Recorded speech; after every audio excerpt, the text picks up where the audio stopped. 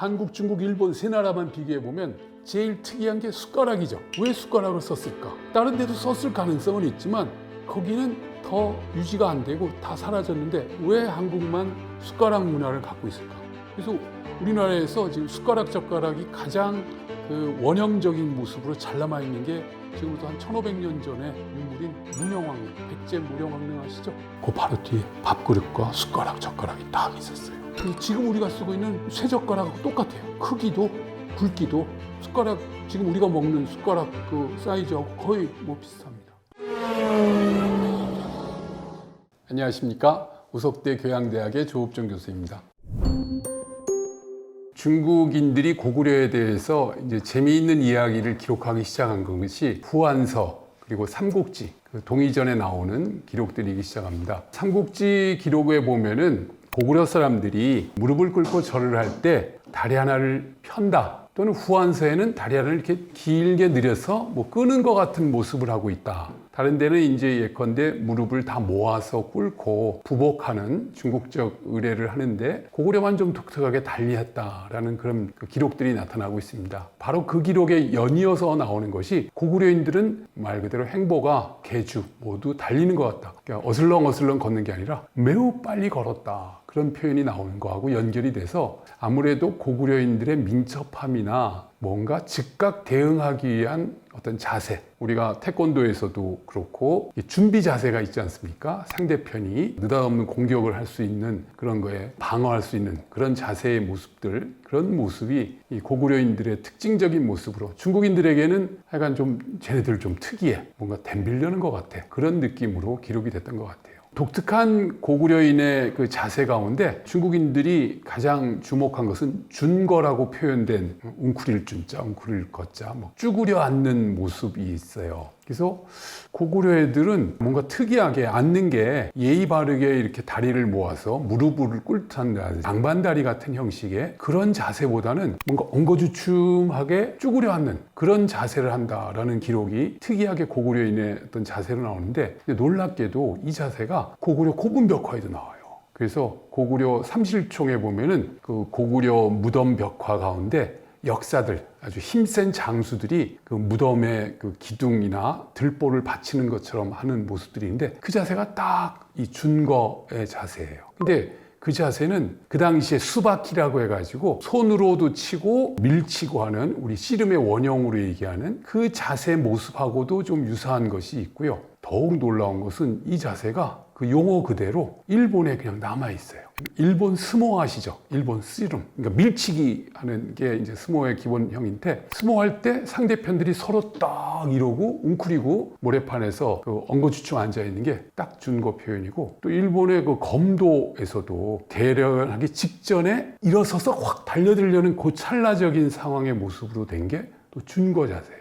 이건 일본에서는 매우 중요한 의식이자 어찌 보면은 어떤 호전적인 상황에서 대응하기 위한 임전무태의 무사들의 모습 같은 그런 어떤 모습을 표현하는데 고구려인들이 딱 그런 모습을 하고 있다라고 기록이 돼 있어요. 아마도 중국인들 입장에서는 고구려인들 쟤네들은 자세가 뭔가 좀 특이해. 절을 할 때도 완전히 복종하는 게 아니라 여차하면 달려들 수 있게 다리 하나를 뒤로 빼서 마치 육상 선수가 달리기 직전에 딱 이러고 있다가 웅크리고 있는, 그 다음에 일반인들이 위에 사람을 맞이할 때도 복종하듯이 무릎을 다 조아려서 꿇고 앉아 있는 게 아니라 엉거주춤 앉아서 여차하면 달려들 수 있는 자세. 결국은 고구려인들의 상무적이라고 할까요? 호전적이라고 할까요? 어떤 상황에도 전투력을 발휘할 수 있는 그런 모습이 가장 대표적인 모습이 아닌가 그렇게 생각이 됩니다. 이제 고구려에서 왕을 정할 때 귀족들이 뭐 투표를 했다라든지 또는 뭐 데스매치라는 표현을 해서 서로 그냥 죽기 살기로 한번 붙었다든지 하는데 이게 약간 사실과 추측이 섞여버렸는데 두 사건이 섞여서 일어난 것 같아요. 먼저 왕 세력들 간의, 그러니까 왕이 계승 관계에서 문제가 된 것이 이제 양원왕 즉위와 관련된 얘기가 있었어요.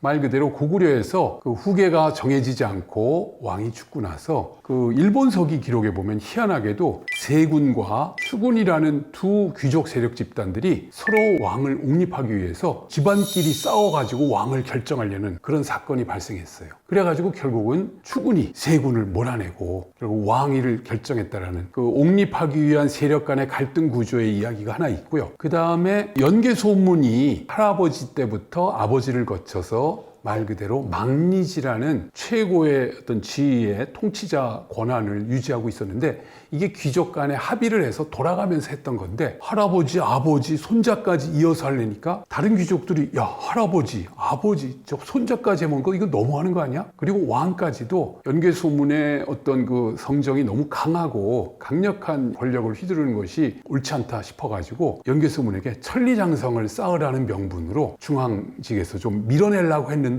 그 과정에서 이 내용들이 탄로가 나가지고 결국은 연개소문이 영유왕도 베어 죽이고 거의 200여 명의 신하를 다 죽이고 완전히 그냥 몰살시켜가지고 권력을 장악하는 그런 상황이 발생하거든요. 그래서 그런 사건들이 두 개가 섞이다 보니까 뭐 왕권 내지는 신하권들이 다 이 귀족들이 분점해가지고 한 것처럼 혼동을 했는데요. 물론 고구려가 후대의 그 귀족 연립국가적 성격을 갖기 때문에 어쩔 수 없는 상황이 있긴 했지만, 고구려 사회가 이렇게 아주 단순하게 아주 허술한 왕권, 뭐 그건 아니었던 것, 고구려가 한때 혼란에 빠졌던 상황이 조금 와전된 그런 상황으로 보셔야 될 것 같아요. 고구려 사회의 또 독특한 풍습이 시기마다 달라요. 고구려 전기, 중기, 후기로 나누면 이 삼국지 기록은 고구려 전기의 기록이고요. 그 다음에 중국이 분열되어 있는 삼국시대, 다음에 위진남북조가 생기는데 그때 기록하고 수나라, 당나라 때 기록이 급이 확 달라져요. 그래서 우리가 고구려를 동일한 사회로 보고 초기에 미숙한 시기의 사회, 중간에 성숙해가는 과정, 후기에 강력해진 사회, 이걸 막 혼돈을 하고 있어요.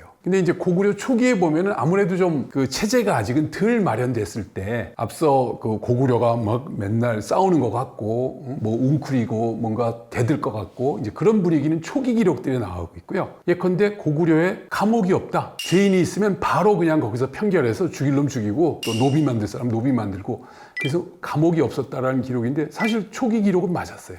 저희가 이제 고구려 유적을 말 그대로 중국의 도처에 남아있는 지역을 제가 뭐 여러 차례 조사하는 과정에서 아주 인상 깊은 공간인데, 지금의 길림시, 중국에 거기가 고구려 때 아주 중요한 산성이 있었어요. 광개토왕 때 만들었던.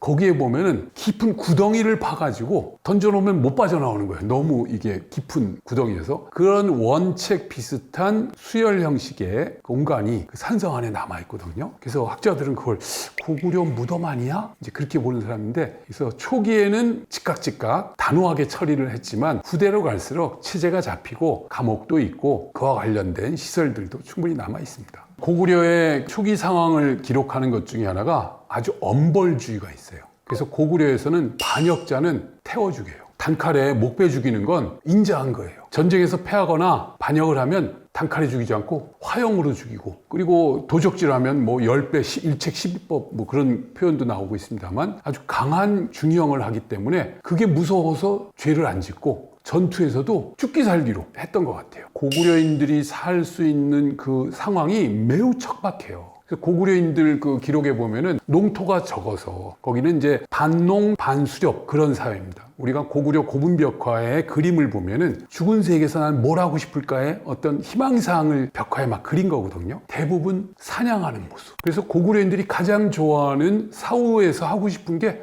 사냥이에요. 말 달리며. 그게 뭐냐면은 사냥이 생계 양식이에요. 유목하고는 또 다른 겁니다. 유목 사회에서는 초원의 양이든 말이든 놓아 기르면서 뭐 이렇게 전투적이지 않아요. 평온무사해요. 물론 이제 그들이 농경민과 갈등이 있을 때는 강력한 기마 전법으로 하긴 하지만 제일 강력한 힘을 갖고 있는 수렵민들이에요. 생각해 보세요. 내가 먹고 살아야 되는데 유목민들은 기르던 말 또는 기르던 양 잡아먹으면 돼요. 근데 수렵민들은 기르지가 않아요. 나가서 산골짜기를 누비면서 잡아야 돼요. 그러다 보니까 엄청 기민하고 그 순간의 순발력이 잠깐 늦으면 배 쫄쫄 굽는 거예요. 또 기록에 보면은 농토가 적어가지고 이 사람들이 조금 먹는다. 절식. 어찌 보면은 그 생존형의 그런 삶을 살았기 때문에 강인할 수밖에 없고, 그런 그 생업 환경이 상당히 극한적 요소를 극복해내는 그런 불굴의 의지를 키울 수밖에 없는, 그러다 보니까 그 사회를 유지하기 위해서는 형벌도 강하고, 조금 그 사회 공동체를 해치는 것 같은 존재들은 용납 안 하는 그런 강인한 모습을 보여주고 있는 게 고구려입니다. 사실 이제 일본 고대 문화, 이런 일본의 어떤 전통 문화의 뿌리를 찾다 보면 우리 삼국시대에 건너간 문화가 아주 많습니다. 사실 이 스모 같은 경우도 이 고구려 수바키 모습으로 돼 있는 대표적인 고구려 고분벽화에 나오고 있는 씨름 무덤, 각저총의 씨름이라든지 씨름하는 모습이 몇 군데 그림이 남아 있는데 그 모습하고 우리가 지금 일본에 변형됐지만 스모로 남아 있는 것들이 다 고구려 씨름과 연결되는 것이 있습니다. 그리고 아까 말씀드린 것처럼 고구려의 문화적 흔적들이 일본 고대 문화에 지금도 연결이 돼서 남아있는 것, 또는 백제 문화가 연결돼서 남아있는 것이 매우 많아요. 역사적 상황에 보면은 고대 그 문화의 흐름에서 그 한반도로부터 대마도를 건너, 사실 부산에서 대마도가 보이거든요. 그래서 그 대마도를 거쳐서 각종 섬을 이어서 일본에 문화가 전달된 거는 사실이에요. 언어 문화적으로도 우리가 알타이 언어 문화권으로 우리가 일본어를 배우기 쉬운 게 어순이 똑같아요. 이게 어찌 보면은 교차거라는 언어권에서 같은 유사한, 그래서 한국어,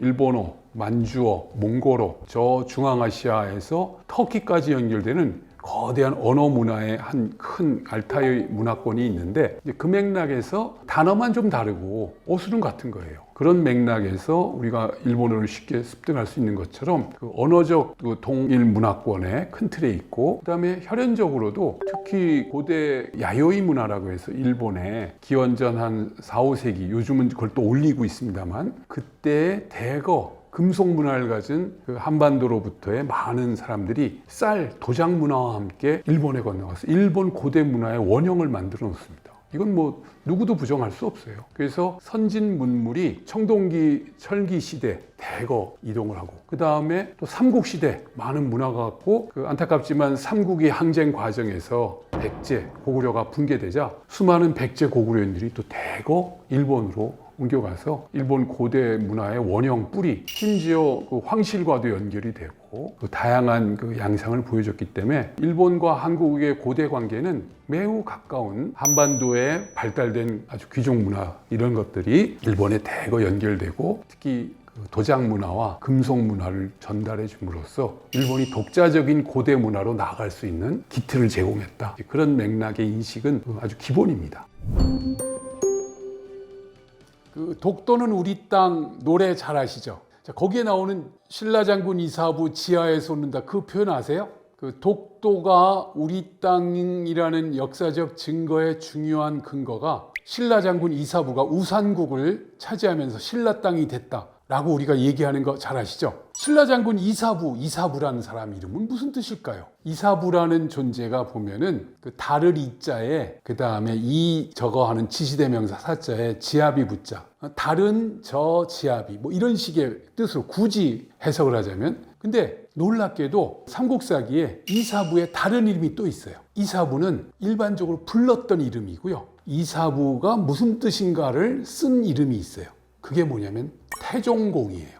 태자가 이끼 태자, 즉 우리가 훈민정음이 없을 때는 우리의 고유어를 한자로 써야 되는데, 쓰는 방식이 발음 나는 대로 일단 써요. 발음 나는 대로 쓰다 보니까 그 뜻과 의미는 전혀 관계없이 그냥 발음만 비슷하게 쓰거나, 근데 처음에는 그렇게 쓰니까 너무 안 되겠어서 이름을 좀 비스무리하게 좀 써요. 이제 그런 혼란기가 좀 있었는데, 그래서 음차, 훈차 이런 표현이 있는데, 이사부는 아무 뜻을 몰라요. 좀 이상하네 정도로 굳이 막 억측을 하자면, 달을 이자를 썼으니까. 근데 한자로 이끼 태자, 우리가 해태라고 표현하죠. 기물, 그거예요. 바다 이끼, 조류, 그런 뜻의 이끼 같은 사람이다.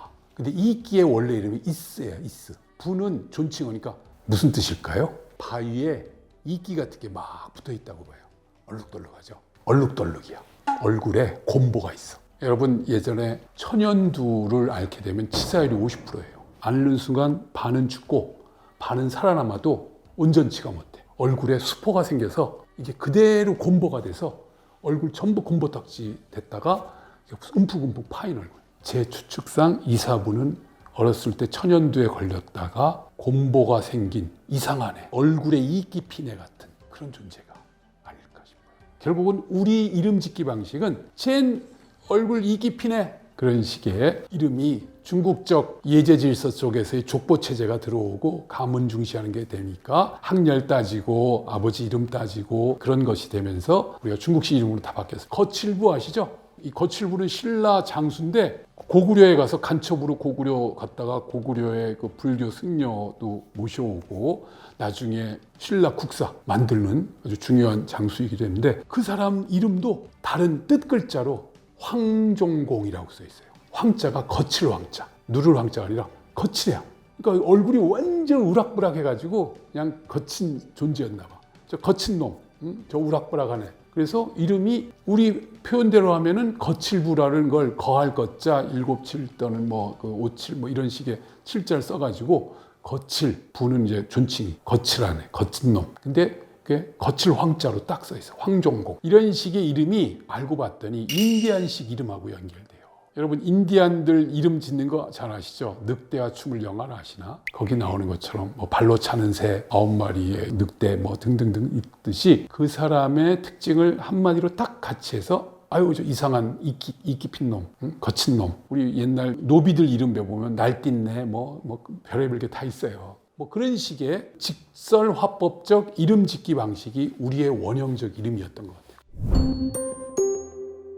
2000년대 중후반, 2005년을 전후한 시점, 일본과 독도 문제 또는 교과서 왜곡 문제, 그리고 중국과 이 동북공정 문제가 본격화돼서 갈등이 막 나타나는 시점이 있었습니다. 그때 우리나라에서 이런 그 역사 갈등 문제를 체계적으로 대응하기 위해서는 미래 세대들에게 역사를 좀 제대로 정확하게 알려줘야 된다 해서 새로운 과목이 하나 생겼었어요. 그게 동아시아사라는 과목입니다. 어느 나라도 시도하지 않았어요. 중국에도 동아시아사라는 과목이 없고 일본에도 없어요. 일본은 세계사 또는 일본사 속에서 풀고 또 중국은 중국사 범위 내에서 상당히 저희 학계가 고민을 했습니다. 제가 이제 거기에 관여가 돼서 교과서 체계도 잡고 근데 그때 저희가 중국, 일본의 역사 또는 다른 나라의 역사들을 막 비교하면서 중요한 걸 하나 깨달은 것이 우리 역사의 어떤 인식 틀을 어떻게 구성할 건가. 간단히 말씀드리면 중국은 중국 대륙이라는 중국 대륙 역사관이라는 걸 만들어서 그 인식 틀로 전체를 재구성해서 중국사를 체계화했어요. 일본은 어떻게 했을까요? 일본은 바다, 섬나라이다 보니까 해역사관이라고 해가지고 그래서 지금도 일본은 바다 영토를 넓히는데 아주 혈안이 돼 있어요. 2차 대전에 패전한 다음에 자기들의 어떤 위상이 쭈그러든 걸 어떻게든 바다로라도 다른 나라는 침략하기 힘드니까 이제 그렇게 하고 있고요.